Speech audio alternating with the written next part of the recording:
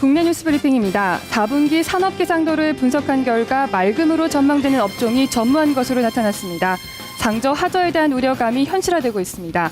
먼저 헤드라인 뉴스입니다. 호텔신라와 롯데에 이어 현대백화점그룹도 빵집 베즐리를 매각하기로 결정했습니다. 재벌 빵집들이 사회적 여론에 밀려 줄줄이 백기를 들고 있습니다. 강남 지역 전셋값이 한 달 새 5천만 원 이상 오르는 등 전셋값이 급등세를 나타내고 있습니다. 4분기 산업기상도를 분석한 결과 맑음으로 전망되는 업종이 전무했습니다. 상저 하저에 대한 우려감이 현실화되고 있습니다. 삼겹살 값이 폭락하면서 돼지고기 파동이 우려되고 있습니다. 사육도수 증가와 경기 불황에 따른 소비 부진이 원인입니다. 불황이 장기화되면서 4대 시중은행에서도 신용불량자가 급증하고 있습니다. 특히 연체액이 1,000만 원 미만인 사람의 비중이 늘어나고 있습니다. 집을 담보로 생활하는 중산층이 크게 늘고 있습니다. 빚을 내서 빚을 갚는 이른바 돌려막기 대출이 증가 추세입니다.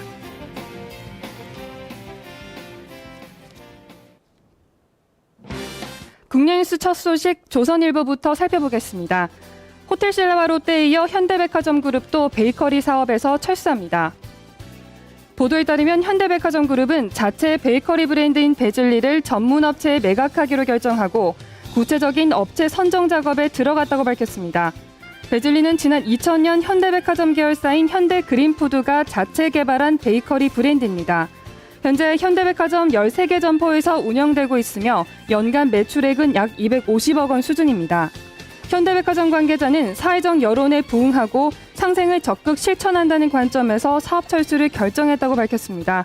이에 따라 현대백화점 그룹은 베이커리 전문 업체들로부터 베즐리 인수 제안서를 받을 예정입니다.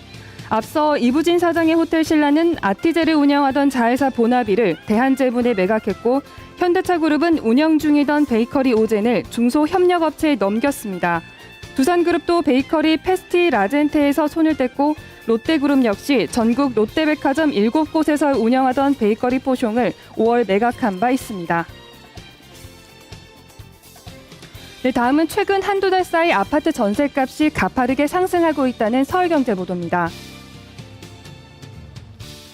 보도에 따르면 강남 지역의 경우 한 달 새 가격이 적어도 1,200만 원에서 2천만 원 올랐고 4천만 원에서 5천만 원가량 상승한 곳도 적지 않았습니다. 특히 반포 등 일부 지역은 올 초에 비해 1억 원 가까이 오르며 폭등 추세를 보이고 있는 것으로 나타났습니다. 강남뿐만 아니라 강북 역시 전세주택이 품귀 현상을 보이면서 가격이 가파르게 오르고 있는데요. 실제로 국민은행 부동산 통계에 따르면 지난달 서울 강남의 평균 전세 가격은 0.5% 올랐고 특히 서초구와 송파구는 평균보다 2배 이상 높은 1.05% 상승했습니다. 8월 중순까지만 해도 보합세를 보이던 강남 전셋값이 같은 달 말부터 오르기 시작해 9월 들어서는 전주 대비 0.3에서 0.4%의 높은 변동률을 기록하고 있습니다. 강북 역시 지난달 평균 0.4%의 상승률을 나타내며 다시 오르기 시작했는데요.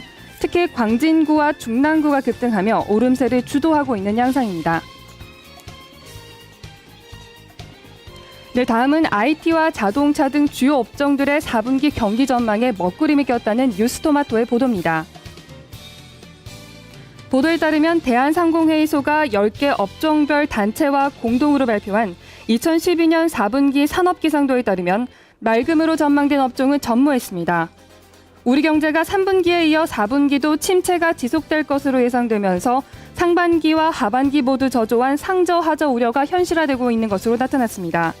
업종별로 살펴보면 조선업종의 경우 유럽 재정위기로 신규 선박수주 물량이 저조한 가운데 성과이나 경쟁이 치열해짐에 따라 수출이 부진해 3분기에 이어 4분기도 어려울 것이란 전망입니다. 철강업종은 일본과 중국산 제품의 수입으로 내수 시장이 잠식돼 어려움을 겪을 것으로 예상되고 있으며 정유업종도 부진할 전망입니다. 자동차 업종은 3분기 부분 파업 등으로 생산 차질이 빚었지만 4분기에는 조업이 정상화됨에 따라 생산과 판매 호조세가 재개될 전망입니다. 정보통신업종과 석유화학업종은 4분기에도 호조세를 이어갈 것으로 예상됐습니다. 정보통신업종의 경우 특허 분쟁에 따른 부담은 여전하지만 스마트폰, 시스템 반도체, 스마트 TV 등의 수요가 호조세를 이어갈 것이라는 전망입니다. 석유 화학 업종은 대기업들의 신규 투자에 따른 생산량 증가가 이어지는 가운데 계절적 성수기가 맞물리면서 수출 증가세가 지속될 것이란 분석입니다.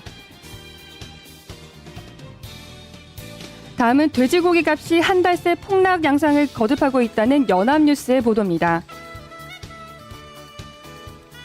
유통업계와 축산물 품질평가원에 따르면 돼지고기 지육 도매 가격은 지난달 12일 kg당 3,684원을 기록한 뒤 추석 연휴를 앞두고 계속 떨어지다가 지난 28일 2,675원으로 폭락했습니다.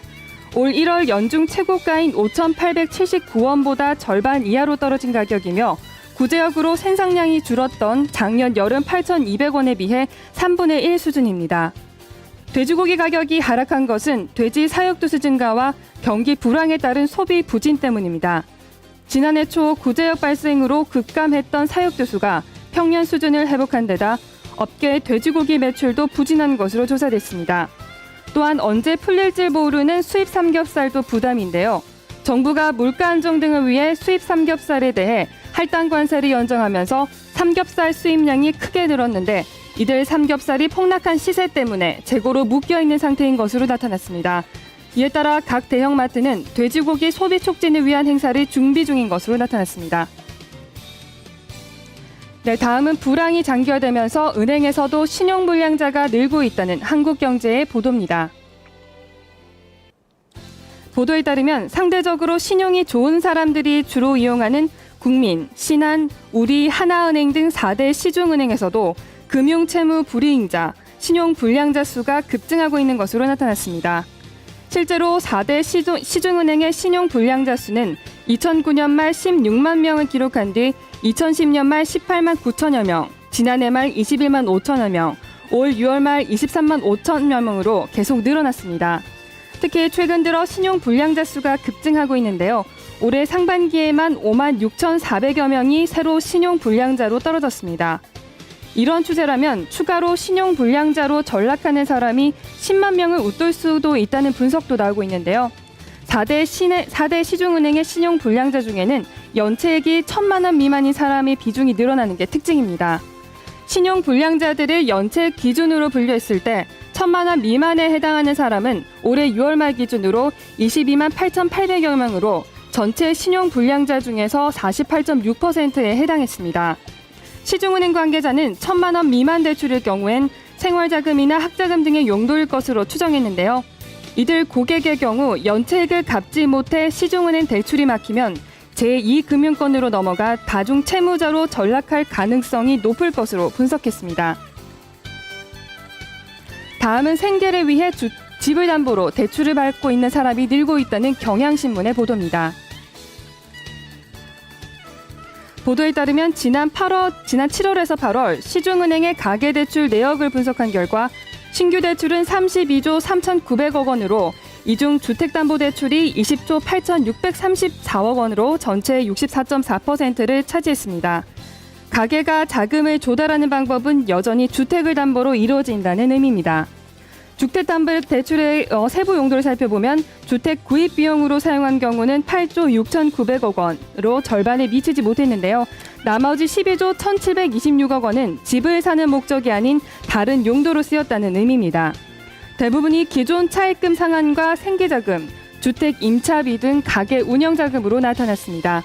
우선 기존 차입금 상환에 5조 4,300억 원, 26.1%가 쓰였습니다. 빚을 갚기 위해 빚을 대고 있다는 의미입니다. 생계자금으로 돈을 빌린 경우는 2조 3천억 원으로 11%였습니다. 이 밖에 기타로 분류된 2조 7,255억 원 중 상당액도 먹고 사는데 필요한 경비로 분석되고 있습니다. 업계에서는 주택담보대출이라도 소액으로 빌릴 경우 사용 목적을 밝히기를 꺼려 기타로 분류하고 있어 소액대출의 대부분은 생활자금으로 사용되는 것으로 추정하고 있습니다. 지금까지 국내 뉴스 브리핑이었습니다.